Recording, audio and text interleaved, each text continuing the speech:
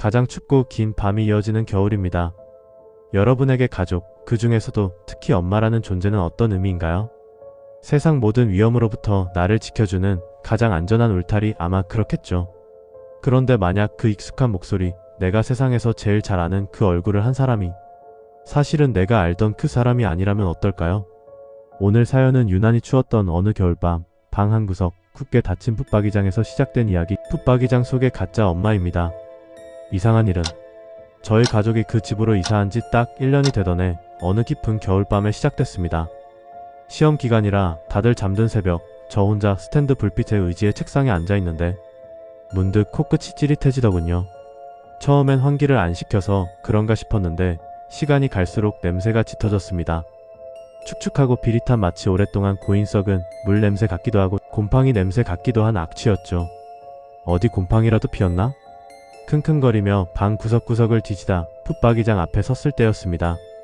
숨이 턱 막힐 만큼 역한 냄새가 그 문틈 사이로 확 뿜어져 나왔습니다. 이상했죠. 불과 며칠 전 옷장 정리를 할 때까지만 해도 뽀송뽀송했거든요. 이해가 안 됐지만 일단 급한 대로 닦아내고 제습제를 잔뜩 넣어둔 뒤 잠을 청했습니다. 얼마나 지났을까요? 스스스 방 안에서 누군가 발을 끄는 소리에 눈이 떠졌습니다. 어두운 방, 제 책상 앞에 엄마가 서 있었습니다. 뒤로 돌아선 채 가만히요. 엄마? 안 자고 뭐해? 제 물음에 엄마가 천천히, 아주 천천히 고개를 돌리며 말했습니다. 엄마 말 잘 들을 거지? 그 목소리가 너무 차갑고 기계적이라 대답을 못하고 있는데 갑자기 책상이 쿵 하고 흔들리더니 올려둔 제 공책이 바닥으로 툭 떨어졌습니다. 떨어진 공책을 주워 펼친 저는 비명을 지를 뻔했습니다. 거기엔 제 글씨체로 엄마가 죽었으면 좋겠다, 엄마가 죽었으면 좋겠다, 죽어버려, 죽어버려. 페이지 가득 저주 같은 문장이 빼곡히 아주 꾹꾹 눌러 적혀 있었으니까요. 이거 제가 쓴 거 아니에요. 엄마 진짜 아니에요. 손을 내저으며 부정하는데 엄마가 무표정한 얼굴로 제게 쓱 다가왔습니다. 내 글씨잖아. 계속 써. 엄마의 눈빛은 마치 얼음장 같았습니다. 사람의 눈이 아닌 구멍 뚫린 인형의 눈 같았죠. 저는 알 수 없는 공포와 죄책감에 사로잡혀 덜덜 떨리는 손으로 새벽 내내 그 문장을 계속 적어 내려갔습니다. 울면서 멈추고 싶어도 멈춰지지 않는 손으로요. 그러다 헉 하고 깼습니다. 꿈이었습니다. 식은 땀으로 온몸이 젖어 있었죠.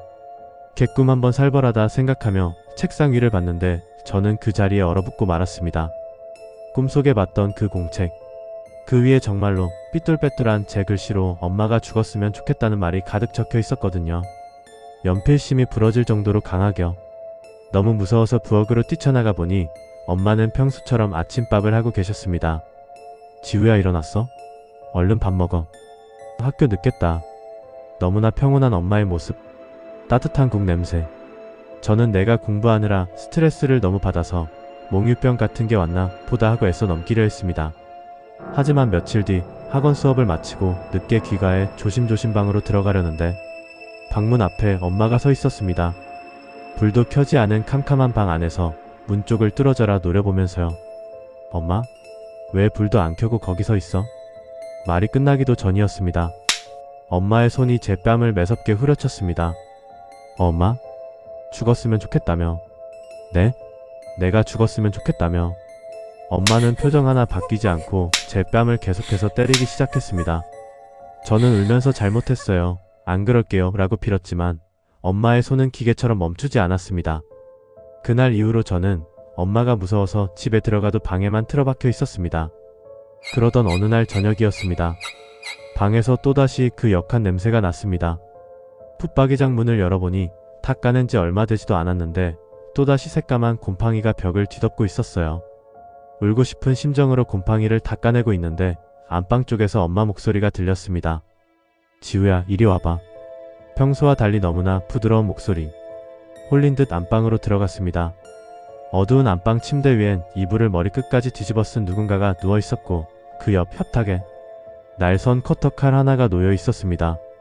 그리고 이불 속에서 목소리가 들렸습니다. 찔러. 네? 찌르라고. 하면 다 끝나. 너 엄마 힘들게 할 거야? 엄마 말 잘 듣는다며. 그 말투, 그 억양. 분명 엄마 목소리인데 엄마가 아니었습니다. 본능적으로 알 수 있었어요. 싫어요, 안 해요. 빨리 찔러. 천둥 같은 고함 소리에 저는 공포에 질려 눈을 질끈 감고 저도 모르게 칼을 쥔 두 팔을 들어 이불이 형체를 향해 내리꽂으려 했습니다. 바로 그 순간 지우야, 엄마 왔어. 학원 다녀왔니? 현관에서 들리는 진짜 엄마의 밝은 목소리. 저는 비명을 지르며 칼을 바닥에 떨어뜨렸습니다. 다리에 힘이 풀려 주저앉은 채 침대를 올려다보았죠. 방금 전까지 저보고 찌르라고 소리치던 그 이불 속 형체. 그게 스르르 꺼지더니 납작해졌습니다. 마치 처음부터 그 안엔 아무것도 없었던 것처럼요. 그리고 제 등 뒤 텅 빈 허공에서 나직한 속삭임이 들렸습니다. 칫, 이제 내가 진짜 엄마 하려고 했는데. 저는 그 자리에서 기절하고 말았습니다. 그날 밤 저는 엄마에게 깨어나자마자 울며 불며 모든 이야기를 털어놨습니다. 엄마는 제 말을 믿어주셨고 무서워하는 저를 위해 당분간 제 방에서 같이 주무시기로 했어요. 일주일쯤 지났을까?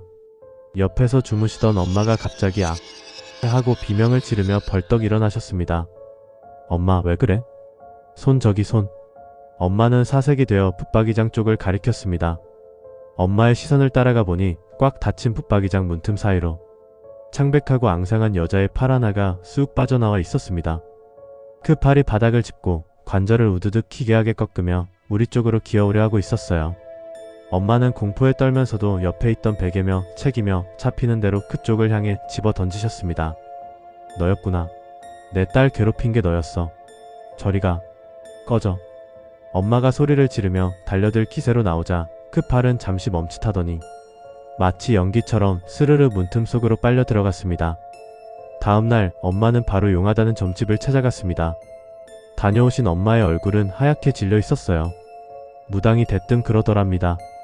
그 집에 있는 여자 귀신, 지독한 원한을 가진 년이야. 보통 내기가 아니라고. 딸아이한테 씌워서 제 손으로 엄마를 해치게 만들려고 했던 거야. 더 늦기 전에 당장 나와. 우리는 그 길로 짐을 싸서 도망치듯 이사를 했습니다. 다행히 그 후로는 가위 눌림도 환청도 사라졌죠. 그렇게 그 집을 잊어가던 어느 날이었습니다. 모르는 번호로 전화가 한 통 걸려왔어요. 저희 다음으로 그 집에 들어간 새로운 세입자의 딸이었습니다.